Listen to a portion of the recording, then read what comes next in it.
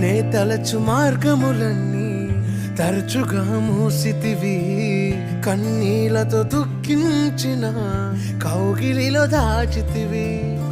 మూయుటకు కారణం నీ మూర్ఖునికి తెలిసినదే, అడిగిన దానికంటే అధికమే పొంది తినే.